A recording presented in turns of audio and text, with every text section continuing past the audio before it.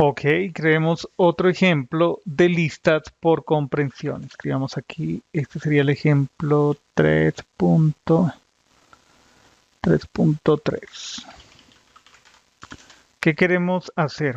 Entonces, el primer paso, crear una lista con los números de 1 hasta 10. Ok, y luego, en el segundo paso, crearemos otra lista que contenga un un indicador en cada posición especificando si el número es impar, es par o impar. Por ejemplo, supongamos que tenemos la lista con valores, dejemos de 1 hasta 5. 2, 3, 3, 4, 5. Esa sería la lista. Luego creamos una lista que tenga los valores impar, par, impar, nos faltan dos, par e impar. El primer elemento de la lista es impar, por eso el primer elemento de la segunda lista, de la otra lista, eh, tiene la cadena impar. El segundo elemento es par, por lo tanto, el segundo elemento de la otra lista es par, y así sucesivamente para el resto de elementos.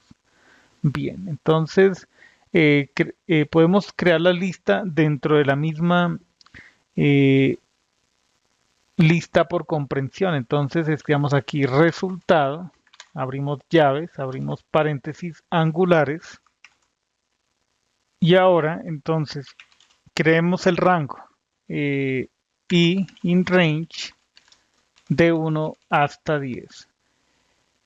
Ok, entonces a ver cómo lo hacemos aquí. El condicional que va a determinar si el número es par o impar, el i valor, será de la siguiente manera. Se va a especificar a la izquierda del ciclo que genera el rango, que itera la secuencia rango. Entonces, decimos que es par si i módulo 2 es igual a 0. En caso contrario, else escribimos impar. Mostremos el contenido de resultado. Ahí está. Obtenemos el resultado esperado. 1 es impar, 2 es par, 3 es impar, 4 es par, etcétera. Supremamente sencillo. Otro ejemplo relevante, el ejemplo 3.4. 3.4 ejemplo. Escribamos acá. Crear una lista de números de 1 hasta 10. El segundo paso, crear una cadena de caracteres con los números de esa lista. O sea, supongamos que tenemos la lista con estos elementos, con esos valores de 1 a 5. El resultado debe ser una cadena con esta forma, con ese contenido. Bien. Ok, entonces creemos primero la lista. Escribamos aquí números, utilicemos list, range de 1 hasta 10. Mostremos el contenido de la lista. Ahí están los valores desde 1 hasta 10. Creemos esta representación. Utilicemos primero el enfoque sin lista de comprensión. Escribamos aquí sin lista por comprensión. Entonces creamos una variable que se llame resultado, será una cadena vacía al principio. Iteramos por cada uno de los elementos que hay en la lista números. Al resultado le concatenamos el número. Mostremos el contenido de resultado. Tenemos error. ¿Por qué? Porque n es número. Necesitamos convertir a cadena. str, ahí está, volvemos a ejecutar y se resuelve. Utilizando el ciclo for es supremamente sencillo. ¿Cómo podemos resolver ese mismo problema utilizando una lista por comprensión? Los objetos de tipo string, str, cuentan con un método que se llama join.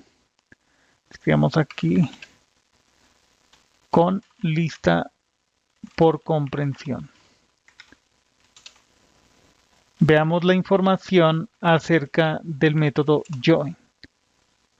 Permite crear la concatenación de elementos que son cadenas de caracteres. Observemos este caso.